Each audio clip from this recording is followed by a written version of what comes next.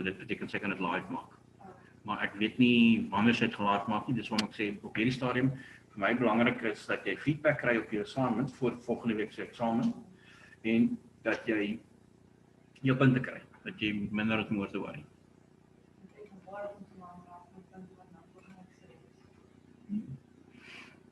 Nee, dat was al Vrydag klaar gemerk. Ek moes net na die PC toe gaan. Okay, so.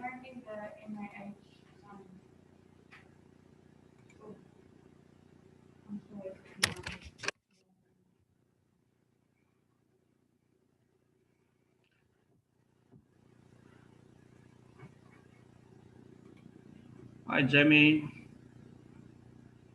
Hi, sir. I think Luanda is also joining us. He's battling to connect, but I see he is in the process of connecting.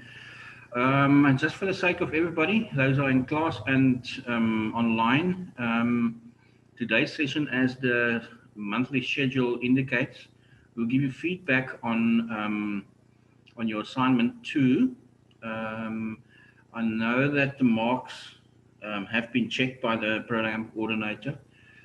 It is definitely loaded onto the system, and the instruction or the request has been put forward by me and the program coordinator for it to go live. When exactly that's going to happen, I'm not sure, but as I said, yes.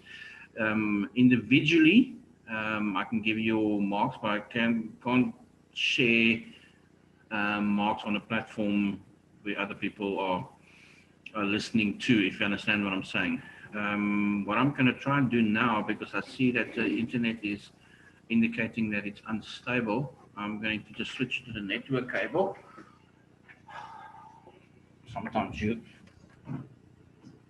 we're just talking about the luxury of being in an environment. It's conducive to learning process.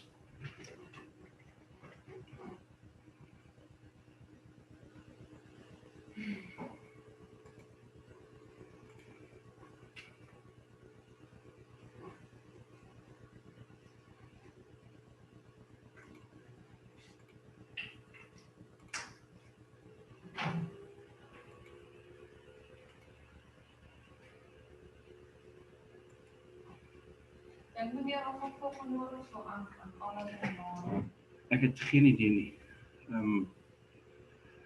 Ek moet eerlikwaar sê, I have no idea. Ek sê raak môre, ek dink dit is vol fisies klas te gaan en dit vir hom aan klas te gaan en maar even klas. Anilin, welcome. Guys, it's for everybody online and also in class. The plan for the day is to discuss by using the memo as a guide, feedback on assignment 2. It's been marked, was marked already last week. It's uploaded onto the system. It can go live any day because we've informed them that that is the case, but that everything has been checked by everybody. So if you want your marks individually, you've got to just drop me an email and I can give it to you. But the students in class must obviously have the luxury of coming to me, and I'm giving the results to them. But you guys can't unless you individually log onto the Zoom session. We can do that, but none of you that I've spoken to today online and in class have had any problems with your assignments, but it's nice to put a number to the effort that you've put in.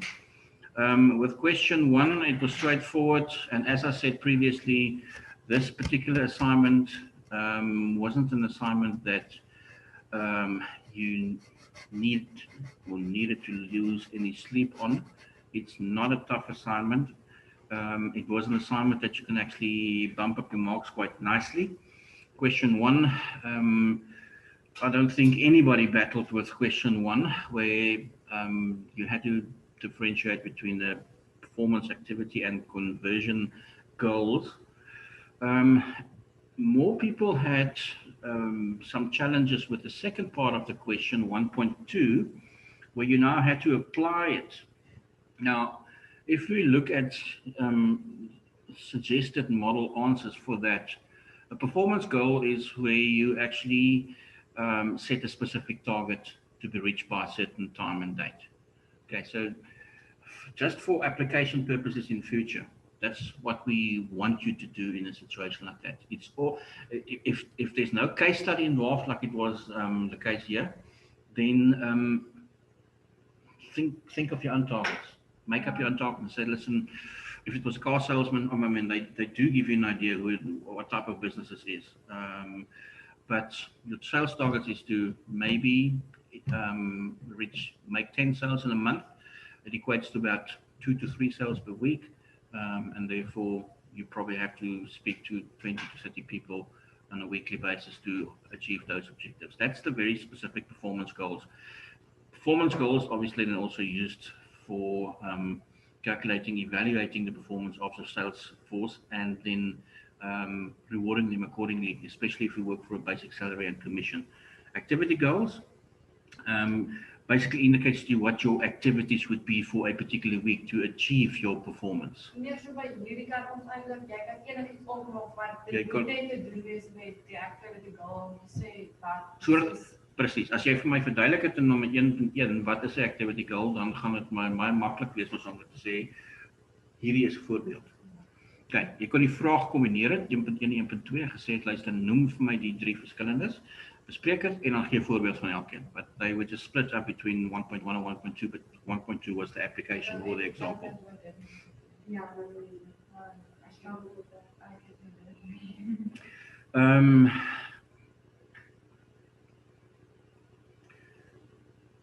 I'm trying to keep in the back of my mind as well that paper that you're writing on Monday. Because I uploaded it on Moodle on the weekend. So it's fresh in my memory. It's not available for you. It's hidden. You won't be able to see it. But yeah, there is 1 or 2 specific questions. I'll have a look at it again today before our session on Thursday. I want to leave you on Thursday with a clear idea of what the layout of the paper would be. Not question my question, but to give you an idea of what to prepare for specifically once we've gone through all the work again in the form of revision. But nobody really, I think, did exceptionally well in 1.2. Some of you were able to apply it. Some people struggled, yes. When we do our exam paper breakdown, there's a certain percentage of questions that require you to just explain and describe certain knowledge that you have obtained. Some questions like multiple choice and true or false questions, I just want, you need to just remember the facts. You don't have to think about it. You just have to remember because we are giving you potential answers. You have to select one. And then there's a certain percentage that you have to apply. You'll find that a similar paper like this for a second year student, for instance, would be a bit tougher where the percentage of application is so much higher. By the end of the second year, a lot is application. But then they also have progressed to that level that they have grown the ability to apply it correctly. Explain in your own words the importance of time management. People, there's a lot of facts there that you could have used.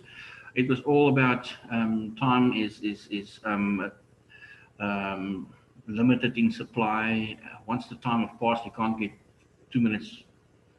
As we speak, it's in the past. So you can't get that back. It's valuable for both the client as well as for the buyer and the seller, basically. And for that reason, you shouldn't be wasting any time. You should try and focus your efforts on activities that will increase your performance. Because a lot of salespeople fall into the trap of procrastinating and then all of a sudden, anxious times, day before the month end, 3 more sales to make to get your budget, which often happens, but you're putting yourself under unnecessary pressure because your activities that you have, a lot of activities that you go through in a particular day, is actually time wasting. You're not contributing to what your working effort. I have a rule myself that I apply, especially now that we work from home or during certain phases. Excuse me, I'm going to go sneeze. Okay.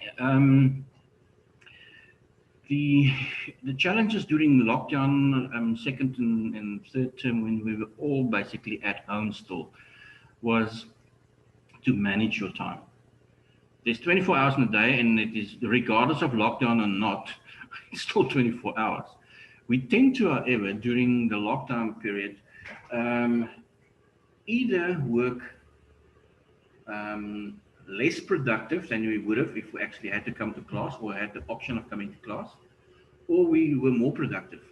I found that my day was a longer day, but I had to take more breaks.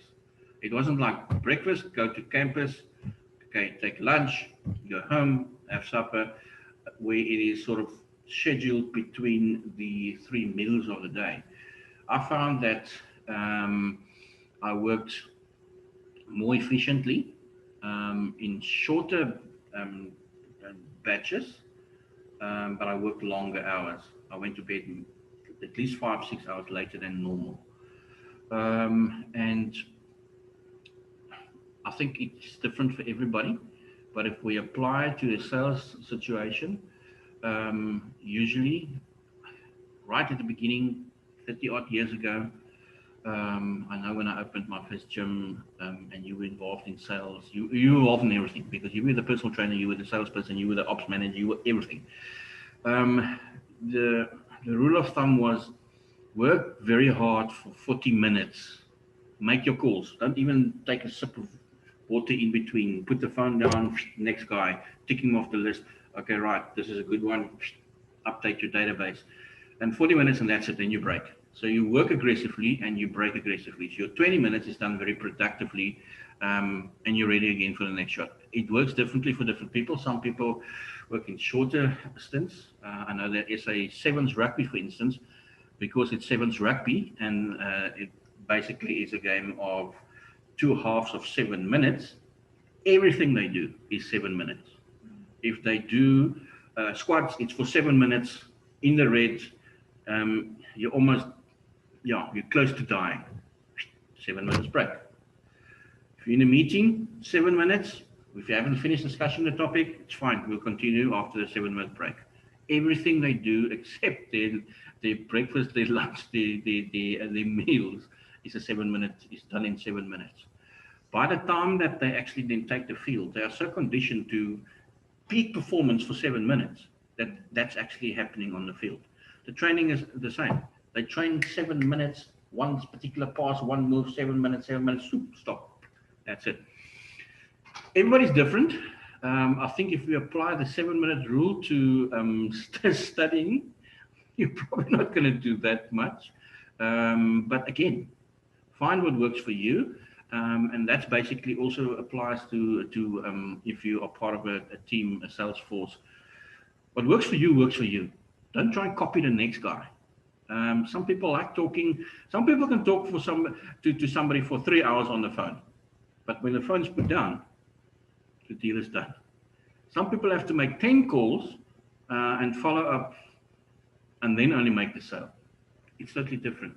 So the quantity sometimes doesn't necessarily relate to the performance. And I think once you find that balance, obviously, and that comes with experience, you become more successful.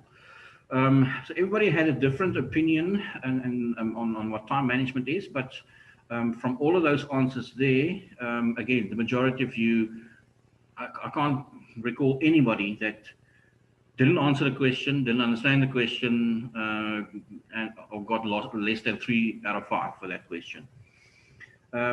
Briefly describe the 5 dimensions of planning, time management, sorry. Some of you were troubled by this particular question. I had a variety of answers varying from the 5 steps in the closing a sale to decision-making process of the consumer. We refer to the 5 dimensions of time management. They are on the screen for both online and for on-campus students. Setting goals, analyzing those goals, planning what you're going to do based on what your analysis were, practicing it.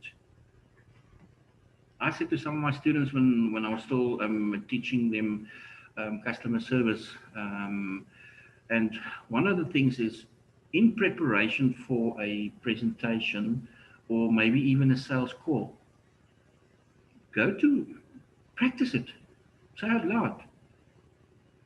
Go to your brother, talk to the dog. You don't need a response. Go through your dialogue, go through your script that you have prepared. And then obviously follow up as well. Follow up to see if the goals that you've set have actually been achieved. Again, like with question 1, it required an application 2.3.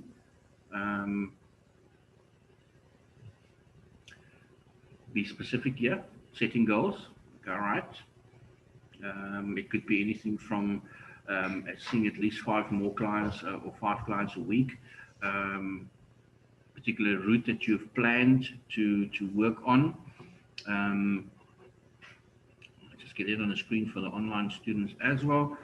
And like question 1.2, as I said, if any questions were lost, it was here with the application to the 5 dimensions. And then obviously, the 1 or 2 students who didn't get the 5 dimensions correct in 2.2 would obviously get 0 marks for 2.3. So when you die time management, ek dink is hoofstuk 4, kyk hoofstuk 4. It could be. I haven't got my book here.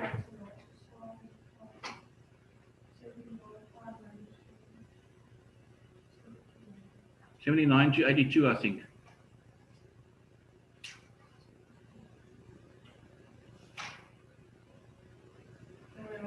Ek dink leerdery wat baie keer wat ek dink baie mense gooi what actually confuse a lot of people here is there's no heading in your textbook that says the 5 dimensions of time management are, and then they go to the 5. Okay. Is there a heading on page 79? It could very easily be. Just check and see if there's a heading. I think you're right. I think it's on the right, left-hand page.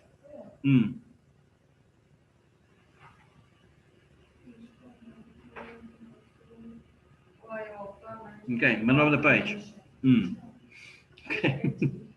Somebody knows the textbooks. Ons gaan nou kyk. Ek gaan vir julle elke 'n kans gee as ons die breek gou vat vinnig om te kom kyk na julle vraestelle. Rightio. So question 2.3 required you the application with specific examples on what you've done or the 5 dimensions that you've mentioned in 2.2. Let's go to question 3. Question 3, you'll find that's page 101 to 109 in your manuals. Indicate which prospect sources would you recommend for a salesperson. You didn't have to do everything, but you had to at least. And here you will see when I've listed to each of the next to each of the questions a preferred or most preferred answer. If, however, you indicated something different to me and you justified it, you got the mark. Okay, I didn't just say life insurance networking and you said, for instance, satisfied customers. You can get referrals from satisfied customers towards selling life insurance to somebody else or a medical scheme to somebody else. So yes, I did take in consideration that there are more than one correct answer. Okay.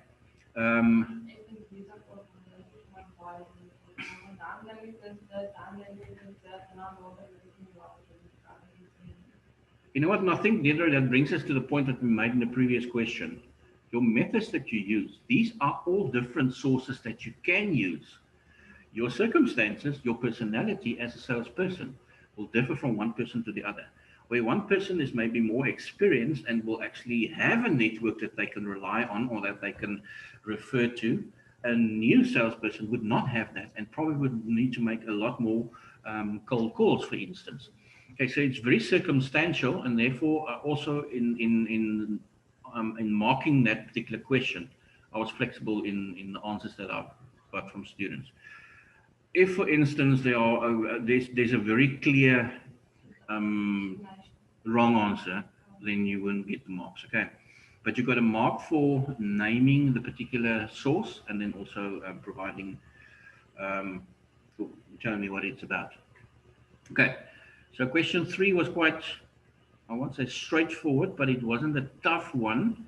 But I can't recall anybody really battling with it. Even the students who didn't make their best effort or applied their best effort on this assignment, they probably also got at least 2 or 3 right. Question 4, various negotiating tactics. Again, here, if a student, I had probably 1 or 2 students, I think probably 2 at max, who misinterpreted the question and who used different tactics because they didn't read the question carefully. It was negotiating tactics, not closing sales tactics. Negotiating tactics. Now, negotiating tactics, they are all mentioned there. You could pick any 6 of those. And then obviously apply it to a specific situation by giving me a proper question. A lot of you did very well here, I have to admit. The questions that you have come up with were actually quite good. It was very appropriate. It was very clear to me that a direct request was, okay, so when you don't have any complaints, would you like me to get the paperwork done for you? Okay, that's a direct question. Okay, right, so how many are you going to buy? 3 or 4? Okay, that's a direct question. That leads to, the yes is out there. The yes has not officially been given by the buyer, but the yes is out there, and therefore this particular question will basically almost bypass the yes, but your yes is the answering the number of products that you are going to then eventually buy. Benefit summary, again, often used when you're selling items that have a specific features or have specific features, like a smart TV or phone or a car, for instance, vacuum cleaners, things that you have to follow a certain steps, and if you follow certain steps, it performs in a certain way. It has different functions. Some functions are probably not always used, but the fact that it's part of the selling. When you do the benefit summary, you just highlight the benefits again and then say, okay, right, so in conclusion, these are the benefits that you'll get from buying this particular vehicle. Would you like to go for a test drive? Would you like to actually are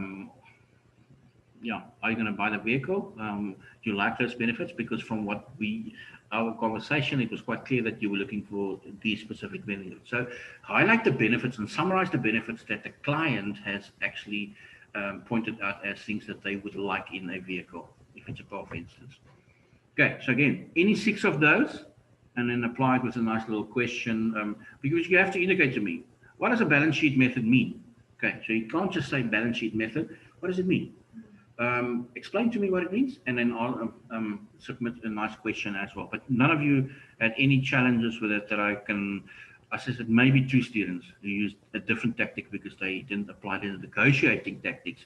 They used closing and sale tactics, which is different. Negotiation is one of the tactics of closing a sale. Differentiate between telesales and telemarketing. None of you had problems here. It's quite straightforward and simple. That telemarketing is more sort of the umbrella term, and it includes all activities that generate interest, where telesales specifically is picking up the phone and talking to somebody over the phone, making contact over the phone. They work together because the total telemarketing effort creates contacts that obviously the telesales person would use. Um, and hopefully, yes. Die assignments is nog steeds op Moodle. Ek kan vir julle die antwoord oplaai, ja. Ek sal die memo vir julle opsit, ja. As ons, ek maar net gou net nou. Nee, ek is op die netwerk hier, so ja, ek sal dit gaan sommer nou doen. As 'n breek vat. Neelan, you got that as well. I'm gonna upload once we've discussion has taken place. And that can only happen once everybody has submitted their assignments and once the feedback has been given and the results is available, then the memo will go up onto Moodle as well. Okay, so I'll upload the memo to assist you in preparation for your exams. Okay, awesome. Thank you, sir. There's one student, no problem, Neil. There's one student who submitted the wrong assignment for another lecturer onto this particular folder. I immediately contacted him and said, listen, it's fine, I got it, but you submitted the wrong one. I've opened the submission time slot again for you to submit, and it didn't happen. Okay, so I can't.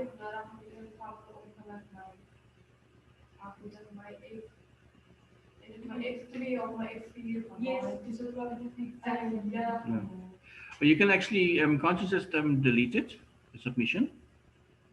You go back on Moodle and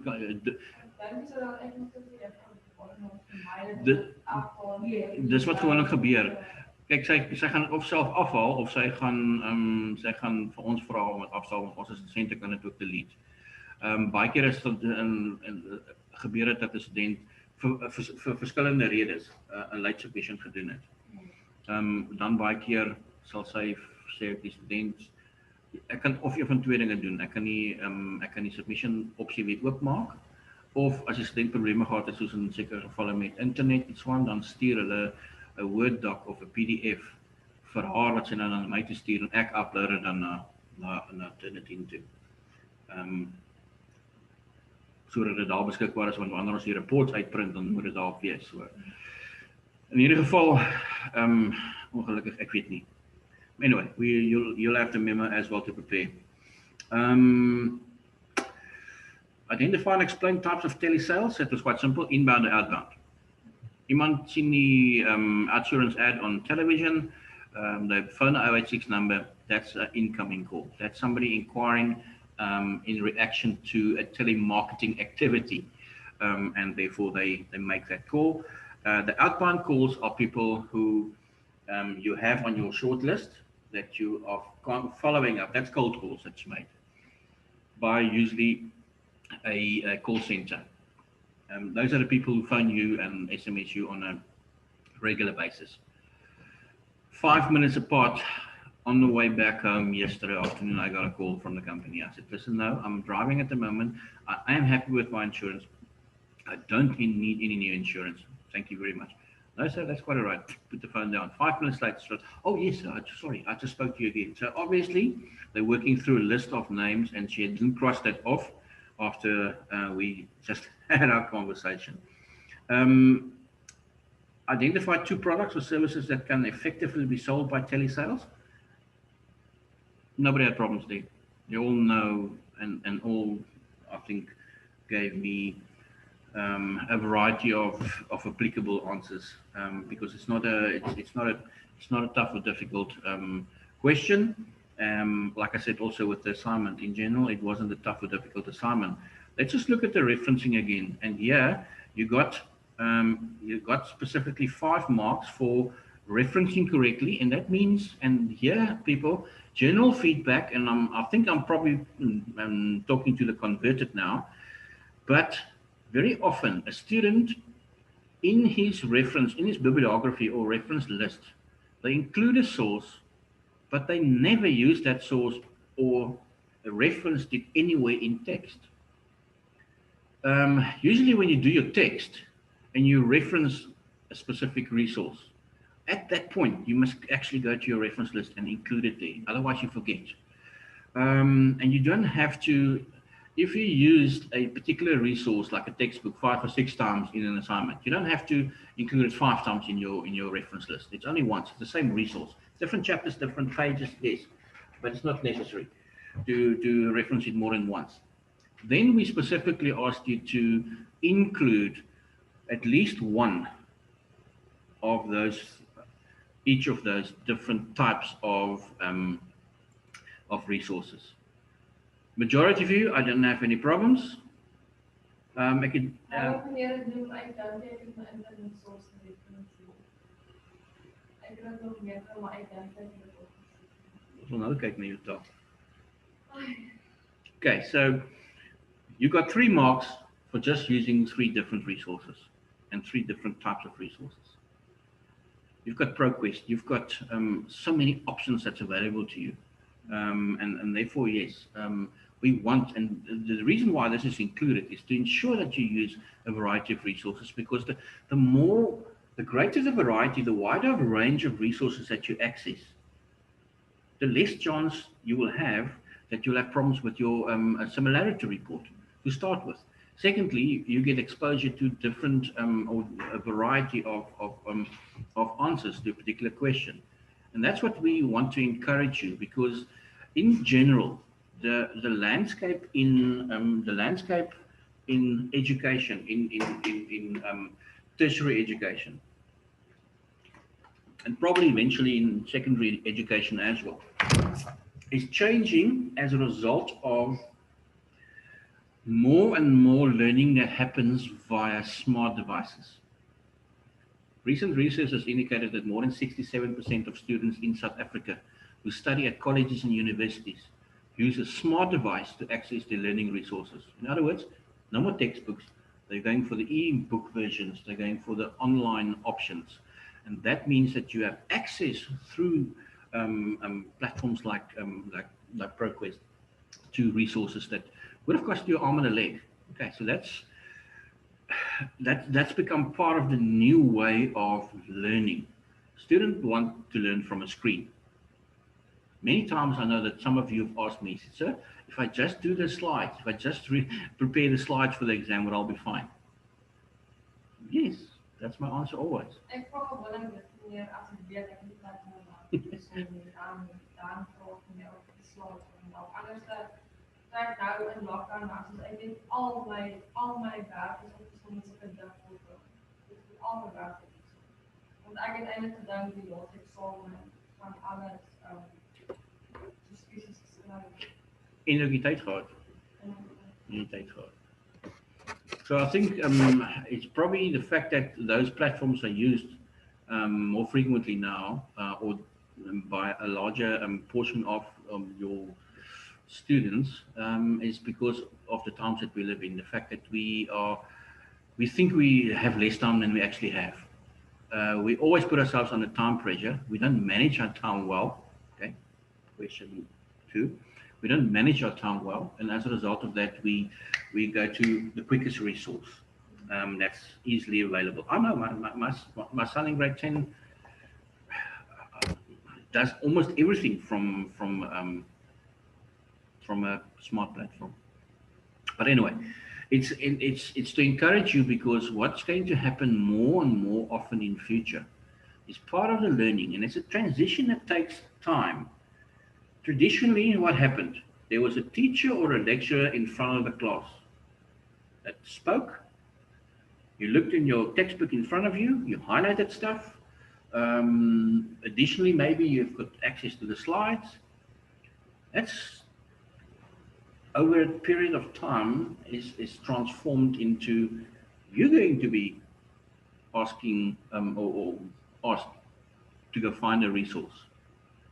The lecturer has already done this research, and he has all 15 or different resources that's available. But we want you to also start doing more research and finding sources, finding the solution. And wouldn't it be great? Wouldn't it be great if for every single question, I did it for a part-time course for another college as well recently. Instead of actually, I gave the students the question that I wanted them to answer for me. Then I asked them to design a rubric like this themselves. What do you think you need to know after you've answered this question? What do you think you need to do to get 5 out of 5? We know that what 0 means you've done nothing. Okay, so what do you need in this answer that will give you a 2, a 3, a 4, or a 5, which is 5 is the maximum?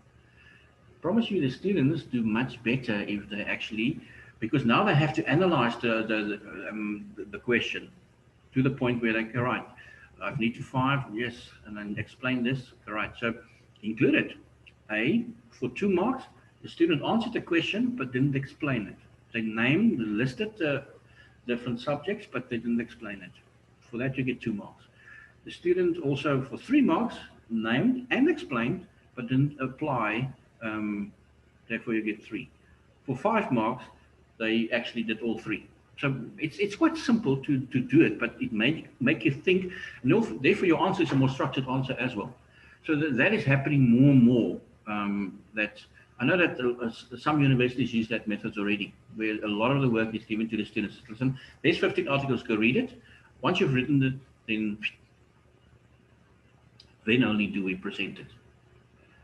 But then obviously I can see through the platforms that is made available to you if you read it or not.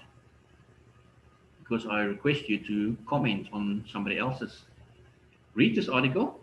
Tell me what this article about. Just 5 sentences.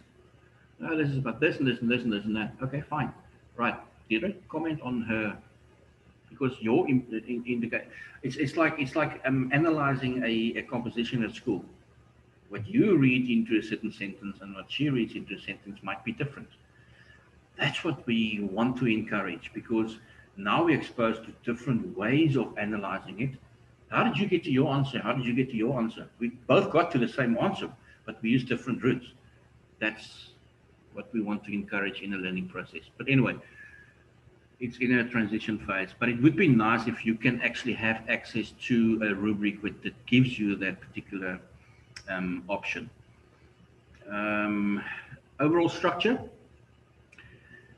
I usually sit down, I open the assignment, and I scroll through the entire assignment. If I find it difficult to see where question 3 finishes and question 4 starts already, you lose marks for overall structure. Okay, so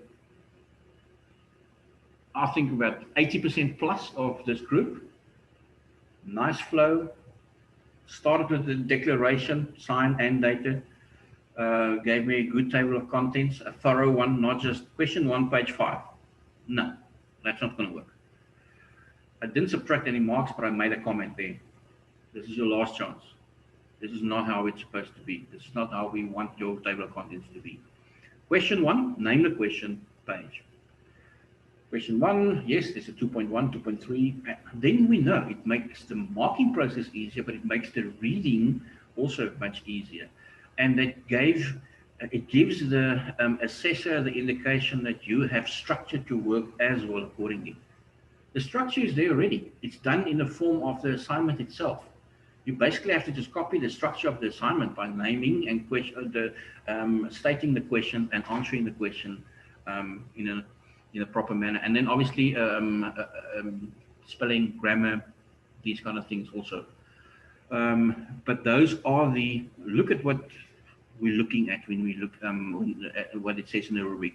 To get 5 out of 5, because some students say, geez, I thought I did well. I only got 4 out of 5. What do you have to do to get 5?